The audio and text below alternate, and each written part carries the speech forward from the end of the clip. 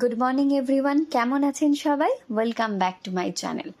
তো আজকে আপনারা আমার ভিডিওতে একটু অন্যরকম কিছু দেখতে চলেছেন। তো এখন বাজে সকাল 6:30, আমরা চা বানিয়ে নিয়েছি। তো সকালবেলা উঠে মায়েদের চিন্তা থাকে যে বাচ্চাদের স্কুলের টিফিনে কি দেব, যে টিফিনটা খেলে ওদের টেস্টিও লাগবে এবং টিফিনটা পুরোপুরি ফিনিশও করে লাগবে, এবং সবথেকে বড় কথা সেটা যেন হেলদি হয়।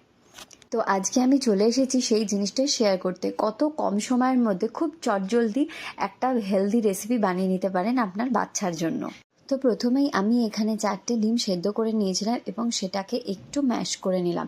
তারপরে আমি একটু মায়োনিজ অ্যাড করলাম, আর মায়োনিজটা আমি একটু বেশি পরিমাণেই দিলাম। তারপরে ওটাকে ভালো করে মিক্সড আপ করে নেওয়ার পর আমি ওর মধ্যে একটু ব্ল্যাক পেপার দিলাম। এবার আপনার বাচ্চা যেমন ঝাল খায় সেই অনুযায়ী আপনি ব্ল্যাক পেপার দিতে পারেন। আচ্ছা, আমি এখানে কিন্তু সল্ট অ্যাড করিনি, কেননা মায়োনিজে একটু সল্ট অ্যাডেড থাকে।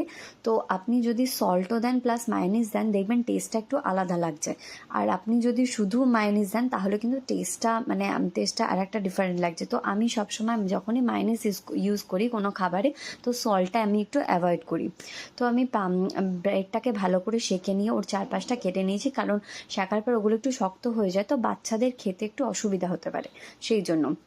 তো আমি দুটোতেই আমি ভালো করে বাটার ভালো করে লাগিয়ে নিলাম। তারপরে যে আমি মিক্সটা তৈরি করেছিলাম, মিশ্রণটা, সেটা আমি ভালো করে পাউরুটির মধ্যে কিন্তু লাগিয়ে দিলাম এবং আমি সেটাকে ভালো করে স্প্রেড করে দিয়ে তারপরে আমি কিন্তু দুভাগ করে দিলাম। দুভাগ করে দিলে কি হবে, বাচ্চাদের খেতে কিন্তু সুবিধা হবে। এবার আপনি ওটাকে 4 ভাগও করে দিতে পারেন, তাতে বাচ্চার খেতে আরও সুবিধা হবে।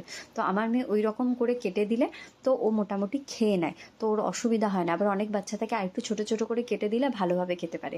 তো সেই জন্য যেরকম আপনার বাচ্চা খায় সেই অনুযায়ী আপনি দিতে পারেন। আমি আমার বাচ্চাকে সবসময় চেষ্টা করি মেইন যে টিফিনটা দিচ্ছি তার সাথে কিছু ফ্রুটস বা ভেজিটেবল বা ওর কিছু পছন্দের বিস্কিট হলো বা ওয়েফার বিস্কিট হলো, অরিও বিস্কিট হলো, ওইগুলো দিয়ে দেওয়ার চেষ্টা করি, যাতে ওর খেতেও ভালো লাগবে। তো আজকের ভিডিওটা এই পর্যন্তই। তো এই রেসিপিটা কেমন লাগলো আমাকে অবশ্যই কিন্তু কমেন্ট করে জানাবেন। আপনি টিফিনে বাচ্চাকে কী দেন সেটাও কিন্তু আমাকে অবশ্যই কমেন্ট করে জানাবেন। তো ভিডিওটা ভালো লাগলে অবশ্যই চ্যানেলটাকে লাইক, শেয়ার এবং সাবস্ক্রাইব করে দেবেন।